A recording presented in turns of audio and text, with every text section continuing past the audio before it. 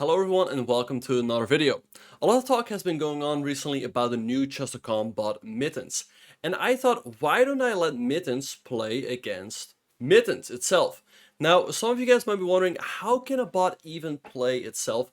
But what you can do if you have two accounts on Chess.com is play moves on one account, with white, and then you play with black, see how the other bot would play. So that's the only way you can play against itself. Anyway, in this game, one of the Mittens opened up with d4 and the other one responded with knight f6, c4, and e6. So I wanted to play the Nimzo Indian defense. Knight f3 and b6. And this is actually known as the Queen's Indian defense. g3, bishop a6, attacking the pawn on c4, and white played b3. And black here played the move c6, which is a bit of a sideline. The main move here for black is the move bishop b4 check. And if bishop d2, bishop b7, and later black can often try to go c6 and d5 anyway. But c6 in this position is a little bit rare. And the reason for that is that black wanted to play this move bishop b4 to lure the bishop to d2, because white would actually very often like to put the knight here, and then the bishop here. Anyway, d5, short castles. Black can take the pawn over here, but that's quite risky to do because white gets knight e5, gets a lot of pressure here with the bishop as well. So Mittens played bishop d6, Mittens played knight e5, and knight bd7, sacrificing the pawn on c6. However, if white takes, black will go queen c7, and the knight's actually a little bit trapped. And if it goes here, black can take, and the rook in the corner is trapped. Alright, so white played f4, strengthening the knight. Now black just played rook c8, defending the pawn on c6. So here, position looks fairly fine for black. White played knight c3, short castles, and queen d3. Defending this pawn once more, and black struck in the center with the move c5, putting pressure on this pawn as well. Bishop a3, a nice move, so that if black takes, we can take the bishop on d6, and black played bishop e7, unpinning himself.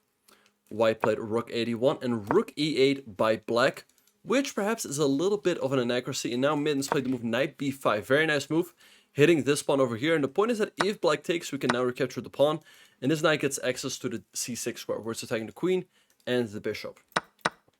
So Mittens took on d4 and Mittens took on e7. Black recaptured. White took on a7, hitting the rook.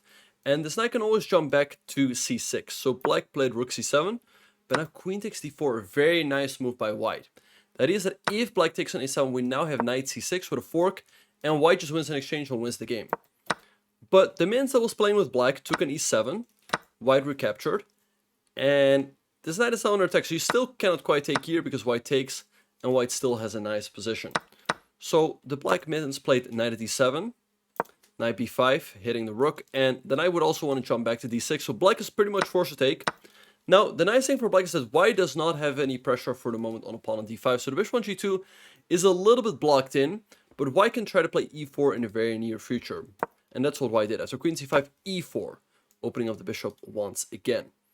Now black took, white took here, and black is forced to recapture with the knight. Because if you take with the pawn, black can take this pawn over here, but white's majority on the queen side will get way too strong. White's completely crushing here.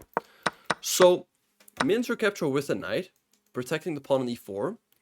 And after rook fe1, it played knight at d3. But around here, I thought, okay, white's just going to win. It looks really good for white. So rook takes c4, rook c1 takes. Yes, this pawn on e5 will always be weak, but white has a 3 versus 1 majority on the queen side. So there must be some way to create a passer, or two passers over there. Knight d3. But around here, perhaps the Mittens that was playing with white made a slight inaccuracy. It seems like it should have played rook a7 right away with the idea to go rook b7 and create a 3 versus 0 majority. So black has to go rook b8. And now white can play, let's say, bishop f1.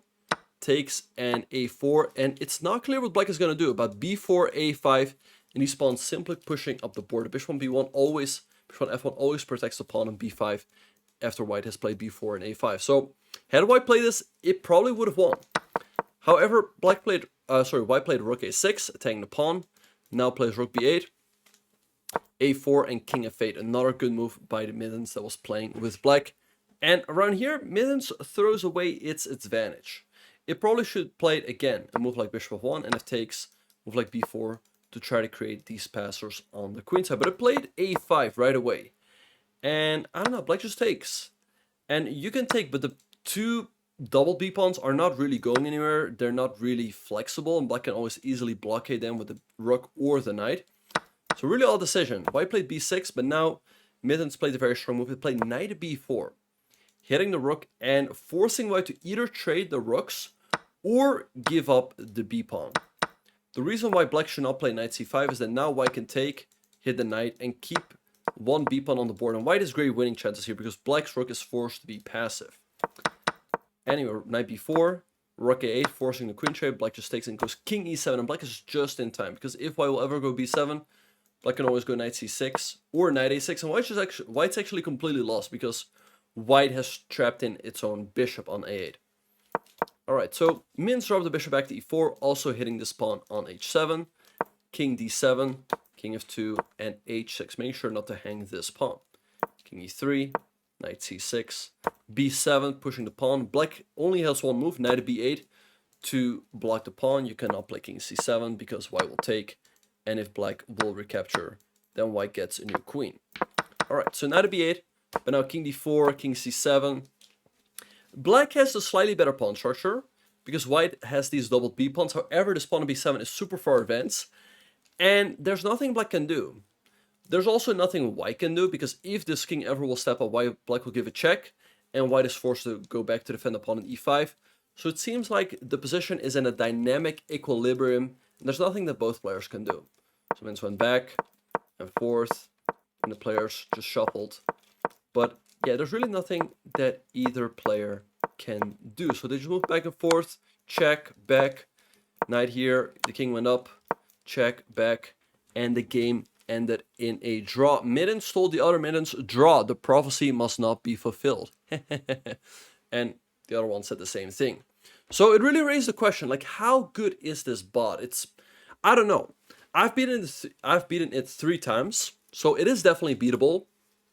I would say it's probably still in between, let's say 2800 and 2900. However, in this game, I really felt like it should have converted that endgame, but it did not. So let me know what you guys think in the comments. Also, if you guys want to play Mittens, there's a way to do so. You can upgrade. I think you would have to upgrade your Chess.com membership. But at any rate, I do hope that all of you guys enjoyed the video, and I look forward to seeing y'all in the next one.